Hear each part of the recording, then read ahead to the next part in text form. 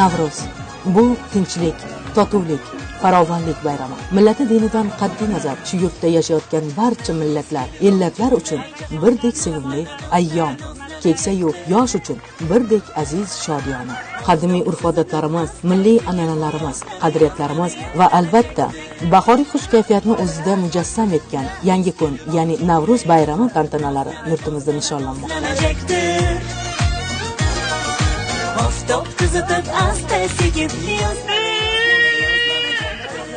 Tosh shahar transport xizmat aksiyadorlik jamiyati avtobus saroylari o'rtasida bugun mana Navro'z bayrami munosabati bilan sayyoh, ya'ni bellashuvlar bo'ldi.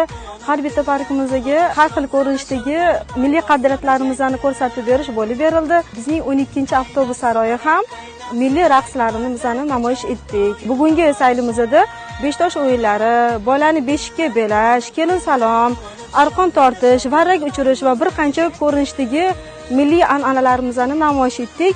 Bu yana bir bor o'zaro munosabatlarimizni birlashishiga hamda ko'tarinki kayfiyat baxsh etishiga sababchi bo'ldi desam ham bo'ladi. Hammani kirib kelayotgan Navro'z ayyomi bilan tabriklayman.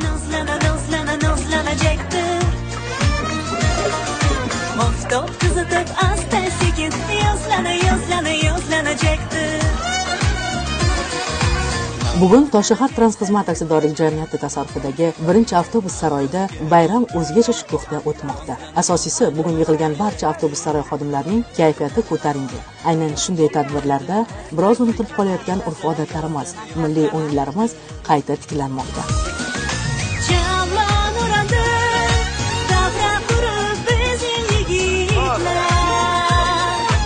Navro'z shukuhini hamkasblarimizni nishonlamoqdamiz. 5-avtobus saroyidan arqon tortishda sinashib ko'rdik hammamiz. Barcha hamkasblar, barcha yurtimizni kirib kelayotgan bayram bilan tabriklaymiz. Xullas, yurtimizda bunday bayramlar kayfiyati hukmron va ular har bir bo'shada davom etadi. Quvonib, shodlana, parvozlanajakdir.